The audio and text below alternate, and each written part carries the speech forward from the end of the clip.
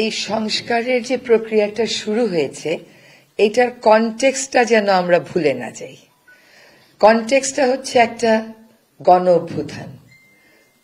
এই এখন যদি আমাদেরকে সবকিছু একটা আইনি কাঠামো ধরে বলা হয় যে সংবিধানের এত অনুচ্ছেদে এটা আছে, আপনাকে এটা এইভাবে করে করতে হবে, তাহলে এই যে গণ অভ্যুত্থানের যে চেতনাটা, গণ অভ্যুত্থানের যে আকাঙ্ক্ষাটা, এইটা আমাদের জন্য অ্যাড্রেস করা তখন দুরূহ হয়ে পড়ে। আমরা গণ অভ্যুত্থানকেই আমাদের হৃদয়ে ধারণ করেছি এবং এই সংস্কারের ক্ষেত্রে সকল রাজনৈতিক দল, কাউকে বারণ করা হয়নি, সকল রাজনৈতিক দল তাদের মতামত দিয়েছেন।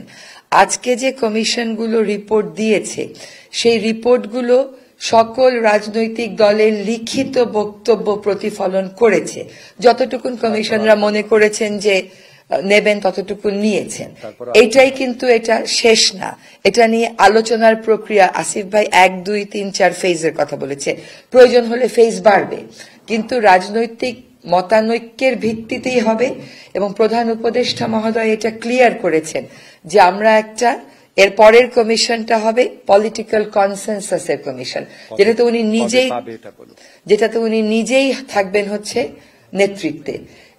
সুতরাং এইটা পলিটিক্যাল কনসেনসাস নিয়েই হবে এবং যখন পলিটিক্যাল কনসেনসাস চলে আসবে, আমরা আশা করি পলিটিক্যাল কনসেনসাস আসবে, তখন আর লেজিটিমেসি না থাকার কোনো প্রশ্ন থাকছে না। এমনিতেও লেজিটিমেসি না থাকার কোনো কারণ নাই, কারণ এক হচ্ছে যে এই সাংঘাতিক বড় রকমের গণ অভ্যুত্থানের ফলেই কিন্তু এই প্রক্রিয়াটা শুরু হয়েছে।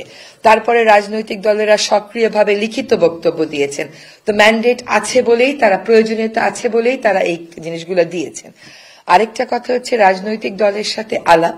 কোন রাজনৈতিক দলকে আমরা আপনাদেরকে আগেও বলেছি, বারবার বলছি যে আর আপনাদের প্রশ্ন কনস্ট্রাকটিভ ডিস্ট্রাকটিভ এর বিষয় না, আপনারা যে প্রশ্ন করবেন সেটাই কনস্ট্রাকটিভ। আমাদের এখানে একটা গ্রুপ আছে, হোয়াটসঅ্যাপ গ্রুপ, যেটা শফিক ভাই পরিচালনা করেন।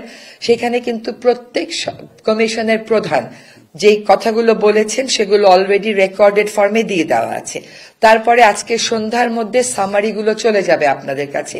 কন্টেন্টের বিষয়ে খুব ভালো হয় আপনারা সংস্কার কমিশনের প্রধানদেরকে যদি প্রশ্ন করেন, তার কারণ উনারা আজকে ওনাদের রিকমেন্ডেশন গুলো বলতে পেরেছেন, কিন্তু রেশনাল গুলো তো আমাদেরকে বলতে পারেন নাই, সে সময়টা তো ছিল না। হ্যাঁ, আর হচ্ছে যে আমাদের পক্ষ থেকে বারবার বলা হয়েছে যে সরকারি পক্ষ থেকে বিচার হচ্ছে, কাউকে টার্গেট করে বিচার হচ্ছে না, একটা স্বচ্ছ প্রক্রিয়ার মাধ্যমে বিচার হচ্ছে। আপনারা ভিডিও দিচ্ছেন, আমরা ভিডিও জোগাড় করছি, দেখা যাচ্ছে এমন বিষয় ধরে বিচার হচ্ছে।